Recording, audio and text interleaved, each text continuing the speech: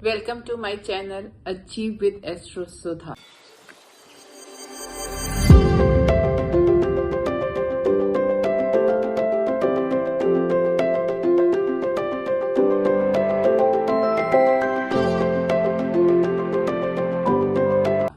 आप सबको एस्ट्रोलॉजर सुधा वधवा बेदी की प्रेम भरी नमस्ते।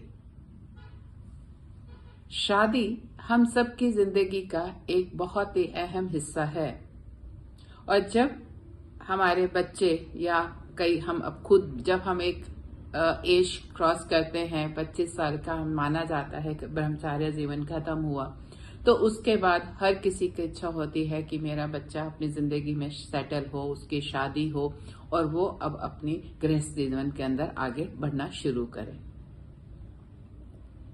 एक समय के अंदर ये काम जो है माता पिता करते थे और अब अपने बच्चों के लिए जीवन साथी ढूंढते थे। उनके अपने जो भी एक तरीका था कि वो उन लोगों का काम था कि लड़के लड़कियों के लिए, अपने बच्चों के लिए एक जीवन साथी का चयन करना और उनके आगे शादी करना और उनको घर के लिए आगे गृहस्थी में डालना।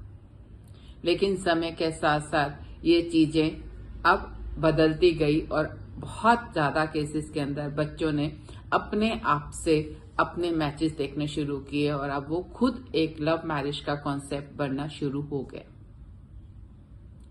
कहीं कहीं पे माता पिता इसके साथ, पेरेंट्स इनके साथ होते हैं और कहीं कहीं पे ऐसा नजर आता है कि पेरेंट्स जो है उनकी रजामंदी नहीं होती और जिसके कारण उनको प्रॉब्लम्स फेस होती हैं। लेकिन कई बच्चों का मुझे कई बार ऐसे आता है मैसेज या जानने के लिए कि पेरेंट्स तो राजी हैं लव मैरिज के लिए लेकिन लवर ही नहीं मिल रहा।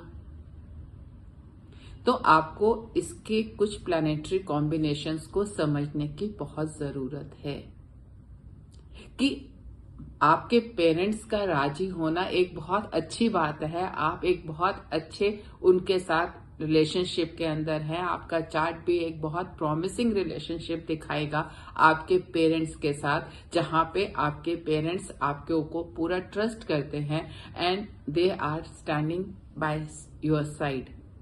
लेकिन आपके हॉरोस्कोप के अंदर क्या लव मैरिज के कॉम्बिनेशंस हैं या नहीं हैं, और अगर हैं तो क्या आपकी शादी का समय आ चुका है।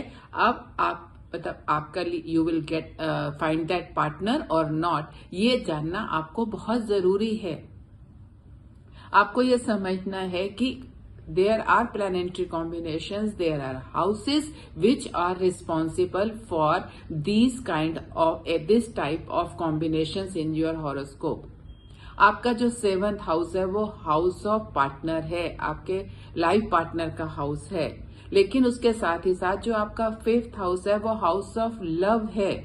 तो 5th एंड 12th हाउस जो है वो हाउस ऑफ बेड प्लेयर है। तो अगर आपकी कनेक्टिविटी, आपकी लव की, आपके लाइफ पार्टनर की कनेक्टिविटी एक दूसरे के साथ नहीं है by any way, like by position, by aspect, by conjunction, अगर वो कनेक्टिविटी एक दूसरे के साथ नहीं है, then the chances of love marriage are very rare. अगर आपके माँ बाप मान भी रहे हैं, देन स्टिल देयर इज मतलब आपके अपने चार्ट में अंदर अगर वो लव मैरिज सपोर्ट नहीं कर रही है, उस केस के अंदर आपको अपने पेरेंट्स के एडवाइस के साथ दे माइट बी एग्रीइंग, लेकिन अगर ऐसा नहीं है, in that case they should try to go for an arrange marriage and they should look for a partner for you. लेकिन ऐसा भी होता है कि आपके हॉरोस्कोप के अंदर आपके लव मैरिज के कॉम्बिनेशंस हैं, लेकिन अभी आपकी मैरिज का राइट टाइम नहीं आया है। क्योंकि आपकी मैरिज का टाइम की जब तक आपकी प्रॉपर रनिंग दशास नहीं होंगी, ट्रांसिट्स नहीं होंगे, डिले फैक्टर इफेक्टिव जो है वो मैच नहीं कर जाएंगे, तब तक आपका शादी का समय नहीं आएगा। तो उस केस के अंदर यू नीड टू अंडरस्टैंड, या आपको किसी एस्ट्रोलॉजर को कंसल्ट करना है कि क्या रीजंस हैं, कि क्या लव मैरिज है और अभी तक टाइम नहीं आया, या लव मैरिज ही नहीं है मेरे चार्ट के अंदर, बट हाँ मेरे रिलेशनशिप मेरे पेरेंट्स के साथ इतने अच्छे हैं कि they have no objection to it and they are agreeing to go for the love marriage.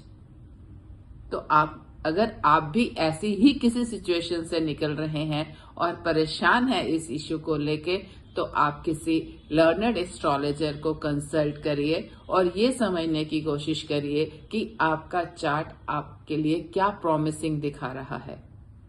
First thing, whether it is showing a love marriage और an arrange marriage, and if a love marriage, then what is the probable time of marriage?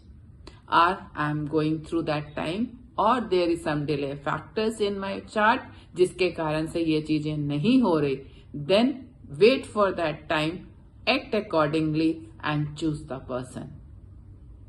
अगर आपको ये episode पसंद आया हो तो इस channel को सब्सक्राइब करें, लाइक करें एंड शेयर करें। आपका दिन शुभ हो। धन्यवाद।